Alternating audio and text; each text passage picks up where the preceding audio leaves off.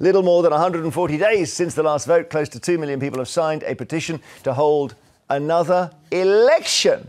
So, and this is mounting, this thing. It'll be over 2 million by the time we've even taken that screenshot. So that's 20 times the number required for it to be considered for a debate in Parliament. The petition accuses the current Labour government of having gone back on promises that they had laid out in the lead up to the last election. So here we go again.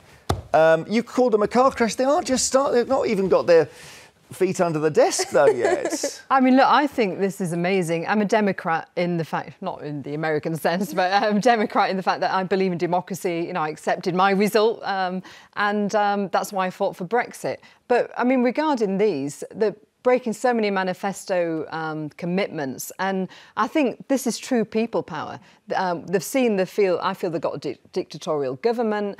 People power was the landslide. That's when we all voted and they got a landslide. Yeah, but the fact is, they wanted change. You know, our government, Conservative government, was, you know, getting a bit old and running out of ideas. But I think that they've broken so many manifesto commitments. You've seen them fleecing our fleecing our farmers, punishing our pensioners and attacking aspirations. So I think this is amazing. This is actually the public, which are the most important people, sending a message to government. And yes, if they want an election, let them have an election. What do you think?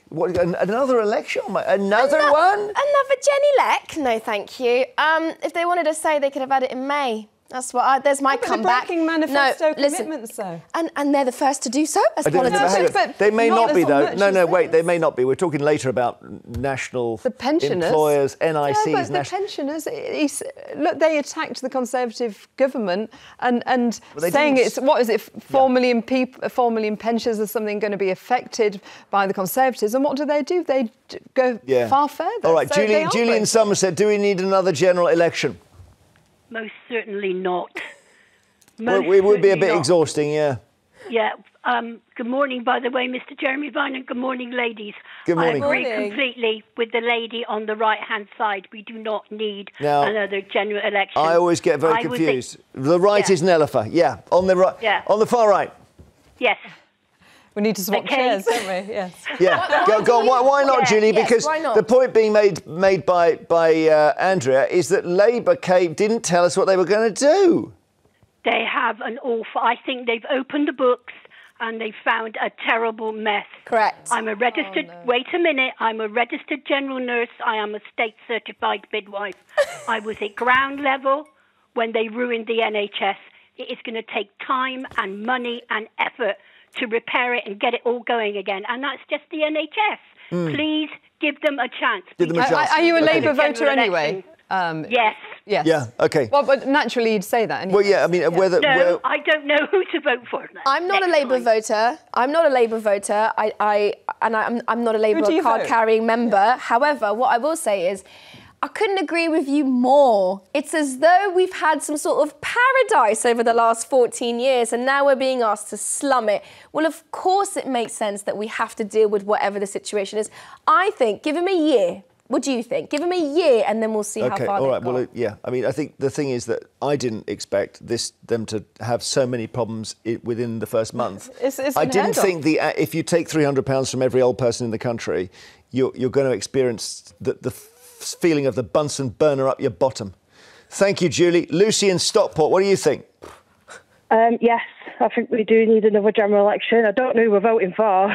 Well, we did only just... but why? Because we only just had one, right? And Labour came in and, you know, arguably they haven't broken any promises. They've just done a load of stuff they didn't tell us they were going to do. Well, I'm in Stockport, we vote Labour. My local Labour MP, Navidu Mishra, was given £4,929 from the Indian High Commission and was gifted a trip by the Indian Chambers of Commerce and Industry. I don't know anything about this. You're going to get me in trouble here. Because I'm just going to have to say, we don't know. £304.50. This is being reported online on a political website. All right. We'll leave it there, because we can't just sling a load of allegations without being sure of the facts. Thank you. Sally in Surrey, hi. Hello, Jeremy. Hi, panel. How are you? Yeah, we're fine, but this seems a bit early to have a general election. We were at May, June, July, August, September, October. We're 6 months in. No, I think this is outrageous, to be honest. This current government was democratically elected according to our constitution. They've come in after 14 years of intolerable socio-political incompetence. Now, a belligerent few, and there is 2 million is a few, are calling for an election, which is outrageous. If they can call for election, we should call for another referendum to get us back in the EU. Because the bottom line is that is great backhand. So what? So really, really, really outrageous. Do you think people would vote to get us back in the EU?